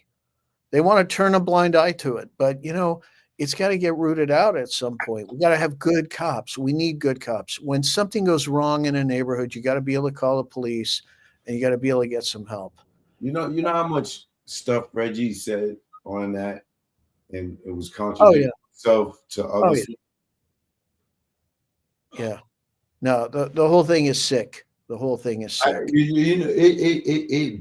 It really, really, really burns me up that Las Vegas is letting him lead the investigation. That is burning me up. You have no idea. Well, they let him leak what they're going to do next. They let him come out on bomb first and say, okay, we're going to raid KVD's house. And he knows about it before it happens. Okay, now that we're going to do this. And he knows about it before it happens. So, it's almost like he said he's working. He said he's been working with the police. Yeah. And since, before KVD got arrested, like his job was to get KVD arrested. Basically, the kind of way he was insinuating that he says on that panel, he'd been working with the police, and part of what he was doing was encouraging KVD to get out here and get on these platforms. And he was the one that connected them to these platforms to get them to get out there so they can go ahead and arrest them. Yeah. Well, Gordon Martins, who ran for sheriff a number of times and worked at Las Vegas Metro Police, said, do you think that they were involved in the murder of Tupac? He said the police were involved. And that's what he said. There are no secrets in a police department. So if Las Vegas PD was involved in the murder of Tupac, then they are conflicted and should not be investigating this case either. They have a conflict of interest. And Gordon Martins is now dead. And he said that they were involved. Compton PD, he said, you can get anything you want in Vegas as long as you got money. And with Death Row Records, one thing we know, there was money there. And when they were done stealing the wealth of Death Row Records, what did they knock off next? They knocked off the city of Compton. They took $80 million from the city of Compton. Thieves are going to thieve. I mean, that's what they do. And you let those thieves into the record label. And then they thought, well, let's push out the mayor. Let's put our DA, who is Reggie's patrol partner, in as the mayor. And $80 million went missing in the city of Compton. You can't make this shit up. And It was dirty, boy. oh yeah, and 6 police helicopters. What do they need 6 police helicopters? They got to move the dope. This town, What's that? I say in that little ass space, they need 6 helicopters. Okay, so one of those helicopters crashes at the Compton school warehouse, and the mayor shows up and they tell him, sir, you can't come into this crash site. And if you've ever seen Omar, he's about 320 pounds, all muscle. And he just says, nobody's telling me in my city where I can't go. And he pushes his way through the police line and goes in and sees the debris field, that there's cocaine strewn about the debris field. So we know what was going on with those helicopters. They were hauling the cocaine in those helicopters.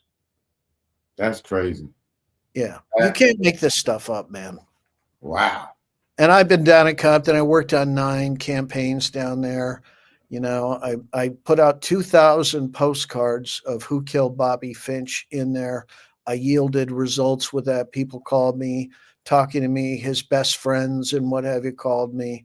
So and then I wrote an article in the Compton Times, and that was 10,000 copies of a newspaper article that went out. I actually had somebody stand up in a city council meeting and say, we ought to be asking who killed Bobby Finch. So his murder is still unsolved. His murder is still unsolved, but it was never even investigated. You know, Ladd and Brennan, when they put out the affidavit, said it was a red car, and everybody that's in that neighborhood said it was a blue car. Reggie Wright Jr. said it was a case of mistaken identity, and he's got a bunch of people to parrot that. But here's the thing. After you've talked to somebody for 3 or 4 minutes and then you shoot them, is that mistaken identity? And why would you say mistaken identity if you're Reggie Wright Jr.? Well, that takes away motive. There is no motive if it's mistaken identity. And they're homicide investigators, they would know that. So you have to say mistaken identity to take away the motive. It can't be that this kid knocked you the fuck out and you had to be dragged back to your patrol car. No, that can't be it. That couldn't be that motive. It's mistaken identity. This guy had a chiseled body. He was a bodybuilder, and he was a bodyguard, and he got into stuff with people and he knocked them the fuck out every time. He was managing, and here's how he knows Reggie Sr. and Reggie Jr. They were hired at the skating rink as security at the skating rink, which was on Central. And, you know, when originally he got his permit to be able to do that skating rink, he had to have Compton PD there in order to get the permit. But those guys would show up and they were more interested in chasing women than they were doing any security.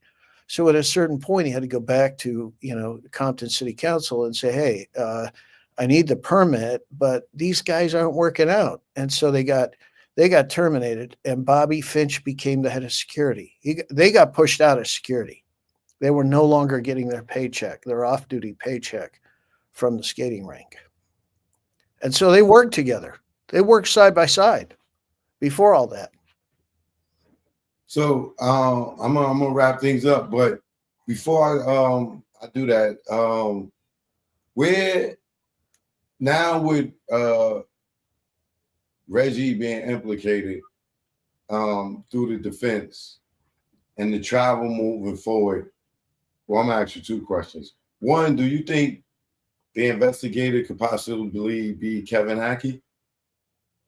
No, I don't think so. I looked him up. I forget what it is. It's JM. I downloaded all the documents from the court. Oh, so you know who the investigator is? Yeah, and it's in the court document. It's in the court document. I looked it up. It's a security company that I think has been alive in Vegas since 2014. And there's a agent for service of process, which is a woman, but there is an investigator associated with this that's been around. Do you think Hackey could be a witness? Possibly. I mean, he would be a great witness because, I mean, he there was was the one that was blaming Reggie the yeah, whole time, absolutely, yeah, especially in the Biggie and Tupac by Nick Broomfield. yeah, He's definitely saying without it, there's no question in his mind, Reggie's involved. yeah. And he also went on Chris Blash for Fox Right. 11 and talked about the gun and Yeah, and he even challenged Reggie to a lie detector test. Yep, absolutely, yeah. Yeah, he would be a great witness. He'd be a great witness. I don't know Kevin. I've talked to him once, I think on the phone, just briefly, but there's so much stuff out there on Kevin, and Kevin has done amazing things. He had a security company. I think he sold it. I have no idea. He's an investigative company. Oh, he does. Okay. Yeah, he's still a private investigator. Okay. Well, that could be. I mean, I would just say this. You probably can't go wrong hiring Kevin Hackey if that's the case, because he definitely knows the case. Right. And he definitely knows Compton. He was a Compton school police. He knows Lawrence Finch, which was Bobby Finch's brother, who was Compton school police. And I think Kevin Hackey would be a valuable asset to their defense, even the prosecution. yeah. But I heard Reggie say more recently, "Oh man, me and Kevin Hackey, we friends, man. We talk every day." But he'd be lying. Yeah. So even if that was true, that don't mean that Kevin Hackey ain't gonna stand on what he said. Yeah. Well, Kevin Hackey worked, off duty, or not off duty. He worked, for the ATF, and he was, fed. Yeah, So, he was undercover. and that caused a problem at the hospital, because he showed up at the hospital and Las Vegas PD didn't want him there, because they were like, "Hey, they overheard him on the phone. They said, "Hey, are you like undercover working for the ATF? Get the hell out of here. We don't want you here." And he was told to leave Las Vegas. He had to leave. So, you know what? He'd be a great witness to get in, because why is Vegas chasing off a Fed? Why? And that also, clouds the case for sure. I think Keefe D, if he doesn't get murdered in jail, which I think is highly likely, I think he walks, because this case cannot go forward. There's too many entanglements, and they lead to too many places that are higher up than the current prosecutor and the current defense. Let's just look at it like that. Do you believe that it was 4 people in that car? I think there were 3 people in that car. I haven't heard about a 4th person, but I have heard there's some of the witness statements say that there were either 3 or 4 people in the car. So I don't think anybody knows. I think that car, we went looking for the car in Baker, didn't find it. Snoop has a Cadillac in his man. If you look at the man cave thing that was done, and it Snoop's, it's like a white Cadillac, and if you listen to Don't Get Pimp Slapped, I bust out you on the new caddy and rolled up on you like Shaq Daddy and skirt up Wilshire Boulevard. I mean, these guys can't stop from saying that they're involved. The Little Half Dead album cover, it's like, it's like, they some look so guilty, man. Yeah, too much. You get mad at you when you connect the dots. Yeah. There's too much dry snitching going on, and it goes on all the time. Hey John, we got a lot to cover up, y'all. I mean, you just can't make this stuff up. Yeah. So I would just say this at this point. I think, we said it earlier, Reggie's phones, they're tapped. His mail is being looked at. Everybody he's in contact with, there's pictures being taken of him with them. He's under surveillance 24/7. There are people wearing wires in to talk to him. Every interview he's ever done is being scraped right now. It's probably already been scraped. And so he's under serious investigation, even though it's the defense that brought it up. Now, they may lull him into, oh, don't worry, Reggie, we got your back. But, secretly, they have a fiduciary responsibility to the city to do their due diligence on this, which means they must investigate him.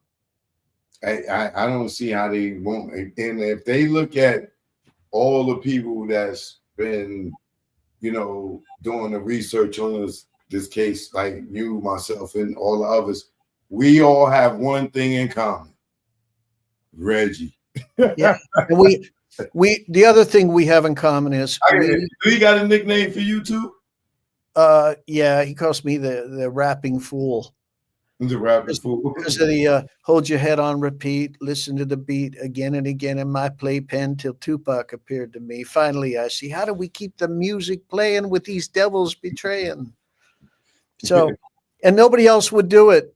I really tried to get other people to do it, and they were like, I am not touching that rail.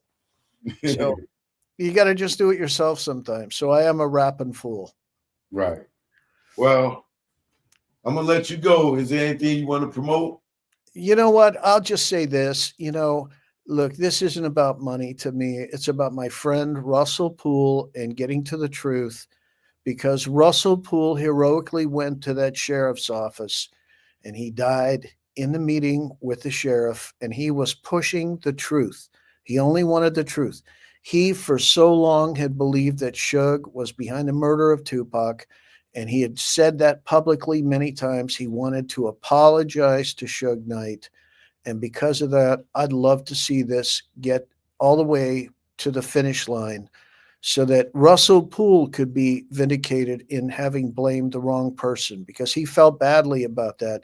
And we were actually in touch with Suge at the time of Russell's passing through his attorneys, but he was apologizing through the attorneys. I got to apologize to Suge Knight directly, and I just want to see the truth happen.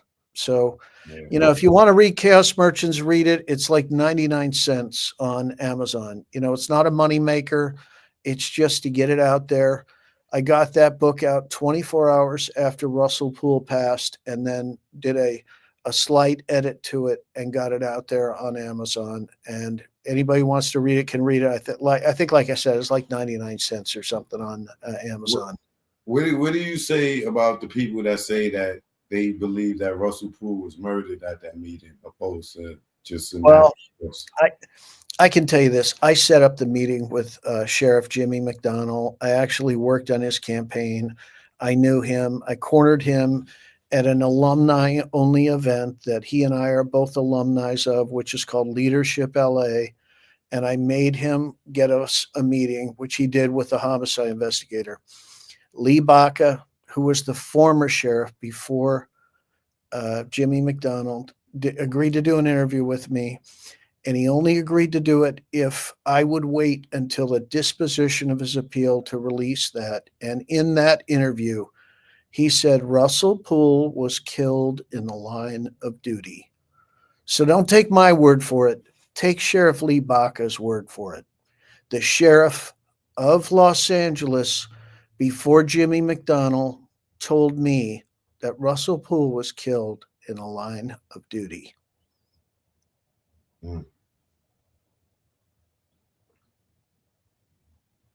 What was the medical reason they say on his autopsy? Okay, well, there's all kinds of inconsistencies. These guys couldn't get their story straight. Right. So, I was on a call with Jimmy McDonnell. He was calling to apologize and tell me how sorry he felt for, Russell Poole's death. And he told me that I couldn't know who was in the meeting. Reggie was within a few minutes of Russell Poole's death on Bomb First gloating about Russell Poole's death, which I thought was really in bad taste. And Reggie talked about the salient details of the meeting. We had that meeting set up for about 3 weeks before it happened. And we found out that it was an off-duty sheriff that let the shooters into the club at the One Oak to kill Suge Knight that night. And they missed. They shot him. He was shot 7 times, but they didn't kill him. The guy that shot him's on YouTube telling him how he Oh shot yeah, him. talking about it, right? And nothing ever happens to him. I That's mean, fucking crazy, bro. this is where Suge was a victim at the One Oak nightclub, and then the same off-duty sheriff that had let the shooters in the club Drove drove to the the shooter airport. to the airport the next day. I mean, you can't make this stuff up. So when the call came in and it was the investigator saying, "Hey, what do you want to talk about?" He mentioned that, and he was asked, "How do you know about that?" And he said, "Well, we found, so it's true." And he goes, "Yeah, it's true." And he goes, "Well, we found out about it, and now it's a conflict of interest because you got Suge is a victim at the One Oak, Mhm. and he's a suspect at Tams, and you have Sheriff Biddle, who Russell said he didn't like, is the investigator on both, and it's a conflict of interest." And so he was going there to talk about that day, and I was disinvited to the meeting. So, this whole thing just stinks to high heaven. And then when it comes to what happened, the family is told that he never makes it in the meeting. I'm told at the conclusion of the meeting, he stands up and he grabs his chest and he has a heart attack. And the autopsy comes back that it was an aneurysm in his brain. And so none of this stuff makes any sense. There's also another story that he just barely got to the meeting and he died. So none of these stories match up for the sheriffs. They can't get their story straight because why?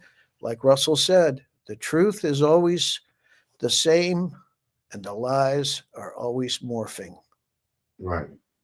That's Well, Russell's own words to me. And that's why Chaos Merchants is a record where every fact is footnoted.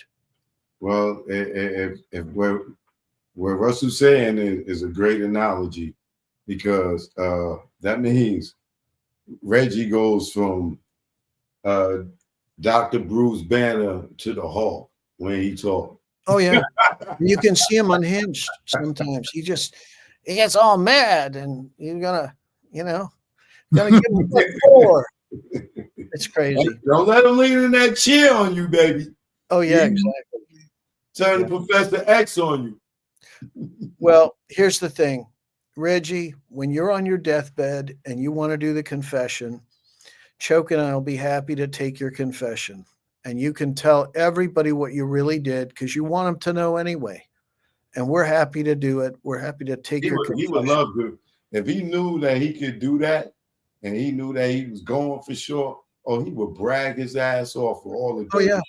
But he wants us to know. He wants us to know that he killed Bobby Finch, I think, because if somebody came up and slapped me, I'm gonna get him. I'm gonna scheme and plan and plot. And allegedly, there you go. Yeah. I mean, I just get the feeling like he wants people to know that he's deeper than we. And he tells the Seaside Police, "Oh well, we didn't actually take girls across state lines, but we did all that freak off stuff, and we the orgies, and I was getting down. I was one of them." Right. Everybody laughs. Yo, man, you can't make this up, man. Like them Seaside police department, I don't know if they know how like people like us that know who this guy, like they look like a goddamn joke. Yeah, they do. And that looked at like the movie Police Academy, and they had a Well, sweet Chuck up on this. I'll just say this, an affluent area by the ocean, right, where there's a lot of drug trafficking, a lot of people doing cocaine. There's a brand new FBI director, and maybe Seaside needs to be looked at, and they need to look at that police operation and stop the drugs from flowing. Right. Because I feel like the guy knows who Reggie. Of course. Because he kind of, made notion like if he leans in his chair, he's getting serious. So you don't see the inconsistencies in the things that he say. You don't see the threats that he make to people. You don't see him bragging about the violence that he did. And you would bring this man on and to come talk to the community and talk to rookie cops? Are you serious? Yeah. Well, Reggie was known to, pistol whip people in prison and what have you, and take their money and all kinds of crazy shit. That's all in the Kevin Hackey interview, you know. How do you think Reggie got in that chair? it the COVID or whatever. I mean, I don't think it, man. I know a lot of people that got COVID, man, and Yeah. some people that had it bad. I don't know too many people that wind up. I think somebody beat his ass in jail. well, that could be too. I mean, it's not a friendly place for people who have been law enforcement, is it? And rats. Yeah. Yeah. And he comes out and says, "I'm not a rat, I'm a cop." And, You're not a cop anymore, bro. and he hasn't been for, a long time, but he had a pension. And wait a minute, why does the guy get to keep his pension after He's selling drugs. Yeah. He's convicted. Like he's a federally convicted, he still gets a pension. Yeah. Wow. Yeah. I mean, How he get a pension when he's out here working in the streets? because he was disabled. And, Kevin Hackey talks about that too. I mean, they set up some How kind of was he accident. disabled when he was on running death row? Yeah. I mean, not running death row. He was running death row. Well, that too. So, Yeah. and still getting disability? Yeah. Oh, yeah. Man, get the hell out of here, man. This man, yeah, that's why his payoff. His disability is probably the rat check. Yeah. Well, hopefully we get sued by him, and then we can get discovery and get every document he's ever done, everything. I've That would done be- discovery for lawsuits. I've written complaints. I've done all that stuff. So, that'd be fun for me. Yeah, having him in the deposition. Woo! Oh, yeah. Oh, and he was. Last one when he lied about the gun. Yeah. I gave the gun to my father. He took it and put it in Compton evidence, and then get on YouTube and say, "Oh, I threw that gun in the water." So there was a gun that flowed through Death Row Records and through the Compton Police Department that was used to shoot an off-duty cop, or not an off-duty, an on-duty cop. And Reggie and his father were both deposed in that case as to how that gun flowed through the evidence locker and into the hands of a felon who shot this cop. The cop didn't die. But, so there's that deposition too. I've got that deposition as well. I mean, it's crazy. These guys, they have their fingers in all these different pies. And, it can't all just be rumors. Some of this shit's true, right? And we know that there's a conviction. Senior was convicted of money laundering only, but Junior was convicted of money laundering and drug trafficking. So we know it's true. And he's come out and said it. Well, you know what I used to do. And he got gang affiliations. He Oh, tried yeah. to act like he's not a Grape Street Crip, but allegedly, according to his paperwork, he is. Yeah. Yeah. Well, those guys lived in Watts before they moved to Compton, or Linwood, really. I think they moved, near Shug. That was over on that other side of town. So, it's not West Side Piru, which is Central and Piru Street. It's Mob Piru. So that's further east. Those are known as like East Side Piru. And, you got various different neighborhoods there. You got the Southside Crips, the Kelly Park Crips. You got the Athen Parks Piru. You got Family Piru. Family Piru is more west of Central. And, I know all those areas. And, I was down there doing interviews of the original Crips and Bloods, the ones that were alive, many of which we've shot interviews of, and they're no longer with us. So, and they all have Death Row Record stories, all of them. Yeah, damn. I had something I was going to ask you to slip my mind.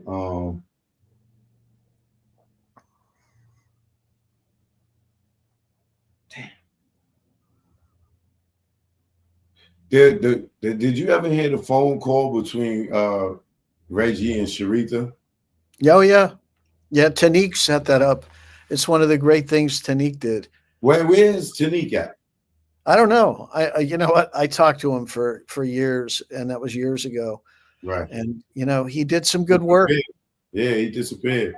But occasionally he deletes all his videos and just disappears. And I don't blame him, Right. Yeah. But So yeah, he did what do that. you think about that phone call? Wasn't that very telling? It was, and it was like, oh, the Vegas thing, and then Reggie shuts her up. That could be the Vegas thing. Because Reggie doesn't disclose to Sharitha that she's Being on a recorded. call with Tanique. Right. Yeah. So, hey, it's all good. You know, this stuff all came out. Yeah. Why would I want him around, being paid by death row when, I'm keeping him hiding? And Yeah. we're being paid cash by She said, Stu. I'm scandalous, but I ain't that scandalous. I'm like, damn. Yeah. Woo. Yeah. That So was crazy. yeah. Okay. Well, damn, I forgot. I'm trying to think what it was. It was something. It just slipped my mind real quick. Oh God, it was so good. That's why I got to keep a pen close. But it'd be so much stuff we'd be talking about. Oh, no, exactly. Yeah. Yeah. But don't worry, I will definitely have you back. All You right, know, brother. Have a great night. Say hello to Reggie because he's watching right now. Oh, no, we know. Hey, John, we got a lot to cover up, y'all. All right, Mike. Thanks for coming through. Right. Yeah, you got any social media? Yeah, I mean, I'm on Twitter. What is it? It's Michael D. Carlin. My website is michaelcarlin.com. And, anybody wants to check me out, pretty much my whole resume is up there. So enjoy and let's get to the truth. I mean, because that's all we want. We don't really care That's what it. the truth is. We just want to get justice for Tupac, justice for Russell Poole. And, Suge Knight was being blamed for this stuff for a number of years. Wouldn't it be nice to get justice for Suge Knight? I mean, he's in prison. He probably did a lot of crazy stuff, but he's not guilty of the crime he's in there for. So I'd love to see Suge Knight get out, and I think all y'all should try and help Suge get out. And I know a lot of people, I feel a certain kind of way about Suge Knight, but I just got to say, I talked to him a number of times. I'm not currently in touch with him. I was thinking about going down. One of his family members reached out to me for some paperwork, recently, and said, "Hey, why don't you go down and visit Suge?" So I may do it. I mean, it's, but I just think we want to get to the truth, and I feel like with everything Suge Knight has been through, wouldn't it be great for him to tell the kids what they should and shouldn't do in life? And maybe that can happen. I mean, I don't know. Maybe that's a bad idea, but I'd just like to see justice happen for Tupac, for Russell Poole especially. And Russell Poole did want to apologize to Suge Knight. Why do you think, before you go, that everything that Suge say, Reggie comes and try to spin it and totally like discredit him with everything? Well, Even the stuff that he wasn't there for. Some of the stuff he wasn't even at death row for. I don't think Suge knew to the extent that they were trying to take down the record label until much later. And I think he played with Reggie because he had to. Unfortunately, we think of Suge Knight, oh, he had on the shares. Well, we don't really know who was pulling the strings at death row, because there was the one business out the front, the other business out the back, and there were what we call a higher power that was behind things, and we don't know what Suge was made to do and what Suge wanted to do. We can't differentiate what that is. So it's a complicated relationship between Suge Knight and Reggie, because they both have dirt on each other, for sure. We could tell that. Yeah, for sure. We could tell that. It's the way Reggie be threatening. Yeah. Yeah. Well, Okay. have a good night, brother. I know it's late back there. All right, man. Stay up, man. I'll speak to you soon. All right. Take care. Peace, All right, brother. peace. Appreciate you too. Thanks for coming on. Shout out to MDC. All right. And I ain't talking about the correctional facility. All right. All right, but that was a great interview, man. I really enjoyed that. I hope y'all enjoyed it as well. Well, it's good to know that we all feel the same way and all see the same things, and we all can see through. I think almost everybody can see through Reggie bullshit, unless you live in Vegas. Unless you're working on the grand jury or in the prosecution office, I think like we all can see what the hell is going on except for them. But hopefully they will click on the YouTube and start searching and surfing and start paying a little more attention to what's going on, because we all can't be on the same page. And the people, like, can you imagine somebody robbing your house and you sitting there giving them stuff, helping them out? Yeah. Y'all ready? Y'all ready to take this next? Yeah. Oh, that's how I look at Las Vegas Metro PD. Like, y'all got the dude that's robbing your house, and y'all open the door and let him in, and y'all just helping him unload y'all stuff onto a truck. I don't get it. I just don't get it. But you know, like I said, they might be having a tactic. They might be setting them up. I don't know, but it don't feel that way. But Jesus, I don't know how he's working with them when. Well, he did it to Greg Caden, so doing it to Greg Caden, he could. I'm sure he could do it to Las Vegas Metro PD, because he spun him. He definitely spun him. Choke no joke, you already know. Catch y'all in the AM. I think I need to go hit the gym. All right, 1.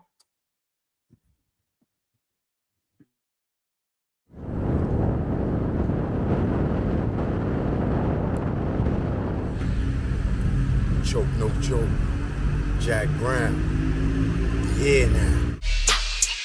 Choke no joke. Jack Brown. Yeah. This what ATL in New York sound like. Let's go. Y'all hating ass niggas, I see y'all. Choke get busy, that's why I got the crown. Hate in the air. You clowns, I see the envy that you breed, jealousy. What you need is your own damn hustle. Stop worrying about mine. Nigga, I'm poppin' cause I put in time. Came out modeling, camera in hand. Still get busy with the mic in hand. Streets pulled out, niggas got sprayed. Niggas turn on you when they see you get paid. The intimidation in your face. Where's the love? What's taking place? You want my gold and my ducats, cause my money overflowing out of buckets. Shot him in public, made people holler. Scar on his face for the money and the power. I'm the chokester. Chokester. The truth in the industry made me the chokester. Chokester. Chokester. The truth in the industry made me the game had me fooled, got in, was young. Thought talent made you rich, damn was dumb. More to make, cake from crumbs. You gotta be sweet, G or native tongue. My heartbeat went into overload when Larry tried to turn me into a mole. Told me show my curly to the CEO. I didn't think it's funny, so his jaw hit the floor and grabbed that chair that broke his back. Then realized that's a hate attack. Harassment comes assault, you in the maze. No way out, like Puff and Mace. Touch me, tease me, I catch a case. Nigga, you ain't straight as your poker face. Father law God, in that game I fold.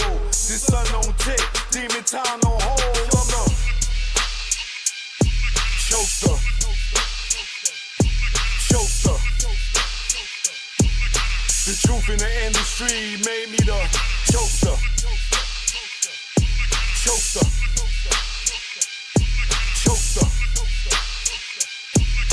The truth in the industry made me the choker. Choker. The truth in the industry made me the choker. Choker. On the ones and twos. Choker. What y'all want to do? I'm here now. Either wall, stand up. Shout out to the bomb squad.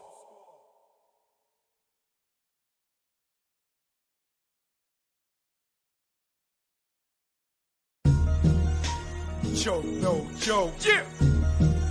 It's choke, no joke. Let's go. Choke, no joke. Chicken choke, no joke. Choke, no joke. Niggas choke, no joke.